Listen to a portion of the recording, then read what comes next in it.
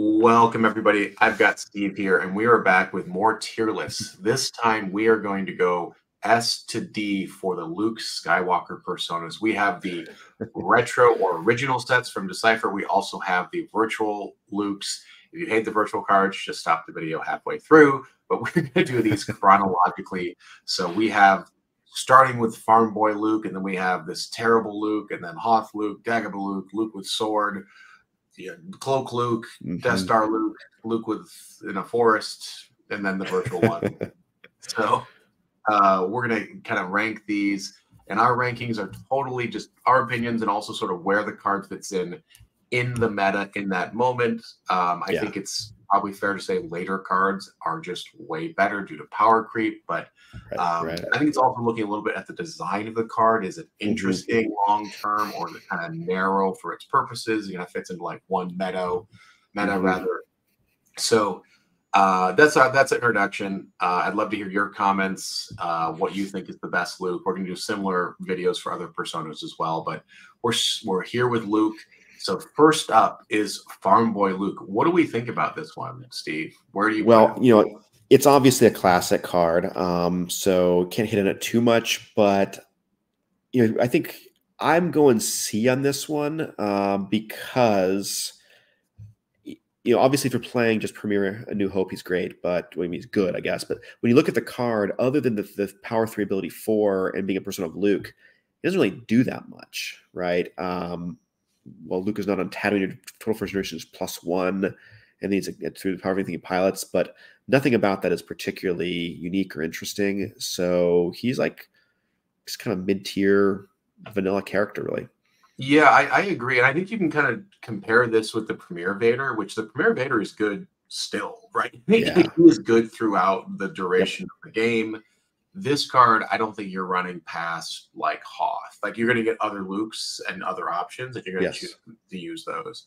So not a bad card in early formats, but it wasn't like pushing design in a way where you're going to include this in a deck that goes into virtual sets or whatever. Whereas Premier Vader, you might, because he's actually very good still. And maybe that's what Decipher wanted. Maybe they wanted to show this person has potential, but as the story goes on, you're obviously going to use the more mature versions. Yeah, I think there's also just things where you made an OP card or a semi-broken card in one set, which is why people ran 10 Premier Vaders. So it's just like card. Yeah. And this is just not quite as good. All right, next we have Luke playing with toy. This is a terrible card. This is an auto include in the 2-player starter deck. I think I see people kind of newbies like, hey, I'm thinking about picking up the 2-player starter deck for Premier. Do you recommend that? No, I don't recommend that at all. This is a terrible play experience. Pick up the Death There's Star. one guy on GEMP that swears by the 2-player game format is his favorite format, and convinced me to play with him once. It was okay, but that card is not okay. This card is actively bad and punishes you for even running it. It does nothing, and is a deploy 4 for a power 2. I think this is not our controversial pick here. So we're moving on to Snowmobile. No. I think Commander Luke Skywalker. Commander Luke Skywalker. I think for me, he's between these two. I think I want to put him in B, but I think I'm going to stick him in C. What do we think about that? I think you're right about C. I can't, part of me loves him. He was actually the first main character I ever pulled from a pack. So I still have my minty fresh copy of him. But no, he the Hoth deployment restriction really holds him back. So although his baseline stats are better than Luke Skywalker, that restriction is a killer. And then he doesn't really do all that much. He has 3 everything pilots. Probably Rogue One, he adds to the maneuver, not power, not forfeit. So he just doesn't do much, and his restriction really holds him back. I agree. All right, next we have Swamp Luke or Son of Skywalker. You've actually convinced me to put him here, which my original take on Swamp Luke was you should just train Leia, and that he's sort of a moot which is card. true. Yes, you should just not restrict. Why should you train Leia? You should actually train. You should train Boshek and keep Leia on the Falcon with Han. But no, I hear you. To be out doing stuff and having adventures and not be Right. stuck on Dagobah for 14 turns. Yeah. So, but Son of Scott, why is this good? Yeah, I mean, I can be persuaded to kick it out of C, but I think maybe because I was just playing a lot of the Premier Cloud City format in the Retro League, but people forget that he also deploys on Cloud City. So if you're running a Cloud City based deck, you can run him without any fear. It's that ability to search your reserve deck and pull out his lightsaber that I think makes him really good in good in the middle of the Star Wars CCG set run. Because with that, then he's got the immunity to attrition and he can pull Anakin's saber. So he's kind of like a proto EPP. So I think there's some use for him. Now he's not as flexible, so maybe I could be persuaded for like a B-, but I'm high on Son of Skywalker right now. I'll also just say from a design standpoint, that might be the first card that could pull their own weapon. Like, I know Mara Jade can do it, but she came later. I'm just like going through. I'm like, hey, what other characters could pull their own weapons? I think that's right. Jump out in the first 4 sets. So just from a design standpoint, that is somewhat innovative to be able to pull your weapon. Sure. And he gets that Power 5 ability 5, so his stat line has been upgraded by 1 over Commander Luke Skywalker. So yeah, I'm into him. Okay. Next we have Luke with lightsaber, Luke with toy. I think we gotta put him here. This card, great. He's kind of cheap. You can throw him down. He can go do some damage. Obviously has a lightsaber. Low immunity, no immunity attrition like all the EPPs, but going in, taking out a character, doing some damage, pulling a destiny. I think he's great. It's never wrong to run EPP Luke in a deck. He's always good. And he's got a little bit of a piloting ability, if memory serves. Sure. I can't read the. I think it's 2. I think it's 2 on him, if I'm not mistaken, not 3. Yeah. But the thing about him, it's 2. Another thing people forget is that back in the day when he came out, his permanent weapon is Luke's lightsaber, which was not a card yet at that time. Not Anakin's lightsaber. So you could then give Anakin's lightsaber to Leia, which was cool. Let you, so you didn't necessarily lose the Force Strain +1 bonus of, because his lightsaber built-in doesn't do that. So yeah, I think I'm between A and S, but he's great. He's always useful. All right, this is my favorite Luke, and I really wanted to put him here, but I understand how situational he is. There is just nothing more satisfying than bouncing millions with his. If you're running the right kind of deck with high destinies, where there's 4s and 5s, you can just bounce these like 3s right back to their hand, and that's pretty awesome. I also love Prophet, so I almost want to put him higher, but I also understand he's pretty situational. You need to be doing Prophet or something on Jabba's palace, which is probably Prophet. With Prophet, he deploys for free, which is great because the objective says so. That's really good. And what a lot of people do with Prophet is they'll deploy him for free, and then later on when they draw a different Luke Skywalker Jedi Knight, they'll persona swap him in and get that freebie LSJK. I forgot about persona swapping. That's a good little page 67 of advanced rulebook. So you run like 2 Master Lukes and then like 1 Luke Skywalker Jedi Knight or 2 and 2, something like that in your Prophet deck. And then do a little switch and ruiner later. He loses 2 power when he's with Vader. Master Luke does. That's kind of a bummer because that often Vader will come for him, and then he's a 4 power. But no, he's still pretty good. I like the B on him. All right. Next, we have one that's probably obvious to everybody of where they belong, which is the Luke Skywalker Jedi Knight. This guy is just a beast. Everything about this card, from the Destiny 6, which is incredibly OP, to the lightsaber piece. He's harder to cross over.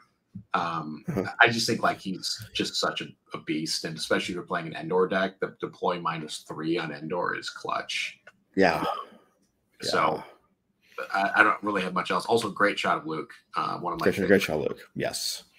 Yeah, he's with there is good in him. You start him, which is really crazy. mini nutrition less than 7. If alone or with a lightsaber, he'll almost always be trying to get his lightsaber on him. He's often alone. Yeah, that's he does exactly what you need to do. 4 of 9. He's great. Yeah. He's still, I mean, even in open, he's still like, if you scroll through like winning open decks, he's still the Luke many people are running. Yeah. All right, we have our final Luke here from the Decipher era, which is Luke Skywalker, Rebel Knight, or I'm sorry, Rebel Scout. Yeah. I like this Luke. I also have run some clunky Endor Strike teams where he fits in, but I think he does maybe. Yeah, I think he's a B. He's a B because if money is no object, you're probably running Luke Skywalker, Jedi Knight on Gemp or whatever. If you want the guaranteed weapon, you're probably running Son of Skywalker. And then you have these other ones for various like specialty decks. So it kind of gets crowded out. But the one time you want to run him is if you're worried about bringing before me in whatever meta or like local play group you're in, you want to have a copy of him in your deck because he takes Vader off the battlefield. He moves Vader over to the throne room, and you don't have to worry about Vader for the rest of the game. So yeah, you put a copy in, and if you're playing like there is good in him, then you'll start Rebel Scout instead of Jedi Knight or whatever. Yeah, you'll try to get him out when you can. But I mean, with bringing him before me, you can play a Luke from your deck, so you bring him out. So we had 8 Lukes from the Decipher era. So folks that need virtual cards, just keep listening. You might learn a thing or two. But we're going to move into the virtual sets. There were 7 total, and I think some of these might be legacy virtual sets. But we have a Farm Boy Luke.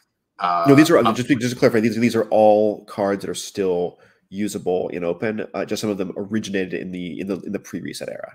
Oh, that's right. Okay, so, that's my mistake there. So we have an upgraded Farm Boy Luke, which I think goes about here. Yeah, not a bad card, but he's Pilot Luke. Yeah, Pilot Luke. And most of the time you want Luke on the ground. So to caveat this, I don't think neither of us are super efficient, like super knowledgeable at the virtual sets. So I've played a little bit of open recently, but I'm still learning.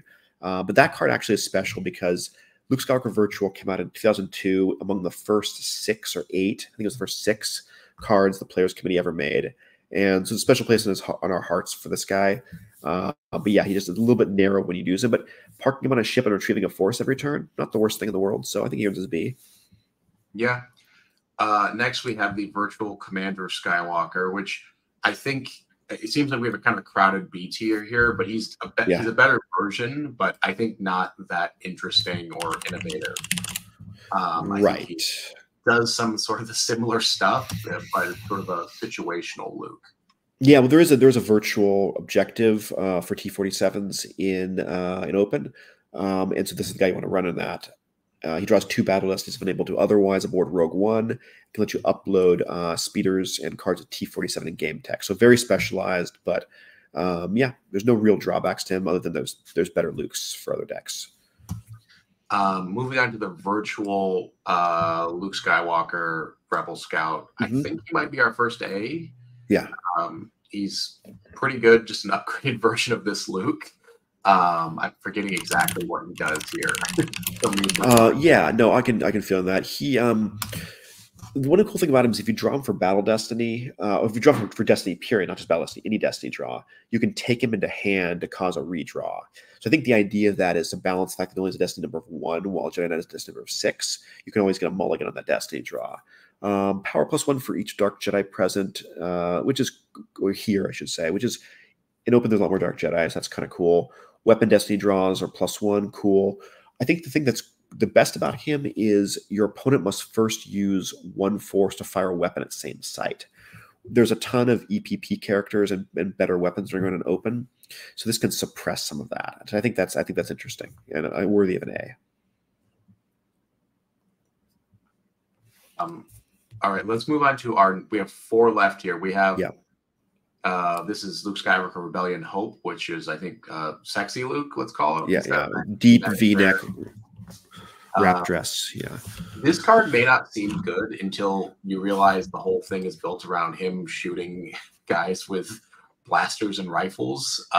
And Run Luke Run being a use interrupt, which is a 6 Destiny, is like pretty good because it means you can have him dart around and then also track that 6 destiny, in theory. So I think he's pretty good for cost 3. Yeah, he's forfeit the 7. cost 3 is really good. So you're running him with Luke's hunting rifle virtual, which is a Destiny 5 card. I don't have the text memorized, but basically it's like a +2 to your weapon destiny draw with the hunting rifle. And if it's Luke that hits, I think the thing is forfeits. The target is forfeit 0. You retrieve a force, and you can fire it during your move phase at an undercover spy. So that's pretty versatile. There's more ways than open to get weapons out. So yeah, that's why you run this guy, I think. All right, we have much hated old Luke now. So grumpy. I'm going to put him at C because I think he's just very situational. There's like one deck you want to run him in. Yeah. I don't have a lot of experience with him, but I think that he is like an Emperor Palpatine, but the Luke version, and it just seems like he's not as good as Emperor Palpatine, and there's like one sort of place to put him. Yeah, there's this epic event called The Force is Strong in My Family, I think, and it gives you options about whether you want to run in prequel era, classic era, or sequel era. And so if you're running in sequel era mode, then it restricts you to deploying only this Luke. And so he's the one you've got. But I don't think there's any other deck in open that you'd want to run this guy in. Correct me if I'm wrong in the comments. So yeah, I think he's ultra specialized for that one deck. I don't even know how good that deck is in general. Yeah, same. All right, we have 2 left. We have a virtual Master Luke, and we have what I will call Scary Luke. So I think the virtual Master Luke might be an A tier. I think he's a little bit of an upgraded Master Luke. Not as good as some of the other ones, but I think I'm not clear. I'm between an A and a B on this one. I think he is entirely a one of that you put in your deck to deal with decks that are not running high ability characters, like aliens or kind of scum decks. Because if you don't have a character of ability greater than 3 with him, your opponent's spell list is reset to 0. I think it makes your opponent's aliens deploy +1 to same. I think it's an anti-scum deck, but I wouldn't imagine you'd run more than one copy of him, and I think you probably would only run him if you think you're facing scum. So yeah, this one's I'm not super sure on. That works for me. Yes. I mean, situational. But the thing about this game is it's really hard to run these situational cards because you only have 60 spots. Like, well, my opponent's maybe doing this, and you have no intel of what they're running. Right. It's kind of a wasted spot in the deck, just be running this one situational Luke. All right, and finally, we have the set 22 Luke that is about as good as Luke Skywalker Jedi Knight, but not quite as good. And we were like, before the show, we were comparing their text. We're like, wait, what's different with this one? Right. So he doesn't deploy to home 1 -2. He, I think, is a little bit less of an attrition bonus. But by and large, he is a copy of Luke Skywalker Jedi Knight and a pretty good copy of him, and a much more affordable copy as he's a virtual card and not $200. That's true. So all of those things are accurate. I would probably kick him down to an A just because I think if you're playing on GIMP, money's no object. You run the S tier one, and if you're playing in person, and the community is going to lend you a Luke Skywalker Jedi Knight if you need it. I don't know. He is very close, so it's not wrong to put him in an S tier also. But there are some certain things that are a little bit better about Jedi Knight, like the attrition less than 7 if you're alone and with a lightsaber. LSJK is also power +2 with any lightsaber, so if you want to put Anakin's on him, you can. And then probably I'd prefer to have the crossover protection and the deploy minus at home 1 to the getting Jedi's focused as Fury into hand, but not wrong to put him at S tier. Also, I don't like the picture. Sorry, guys. Players Committee's doing a great job with the pictures. That one is not working for me though. Yeah, I mean, I props to the design team. I couldn't make an image like that if I tried. So it's not my favorite picture here. I mean, roughly speaking, But to give praise, I think old Luke Skywalker, The Last Jedi, that's a good picture. I don't know who that is, but they found a good model for that one. Yeah, I actually agree that could be Mark Hamill. So they're doing a good job there. So I'm just going to show off this. I'll take away our faces. This is the full list. I'd love to hear your thoughts here. What we screwed up, what should be higher, what should be lower. I don't think this is a super controversial one. We're going to do this for some other personas, but this is Luke. I think there's 15 of them here. So lots of options when you build a deck, which Luke Skywalker to include. Yep. All right. Well, any kind of final thoughts here, Steve? No, this is fun. It's really fun to walk through these characters and take a look at the subtle differences and make one better than the other. But yeah, it's a really good discussion platform for kind of figuring out what's different and when to run what and what's an auto include and what's super situational. So yep. Well, that's all the time we have for today. Thanks for hanging out, everybody. I'd love to hear your thoughts, like, subscribe, all that good stuff. And we will catch you next time.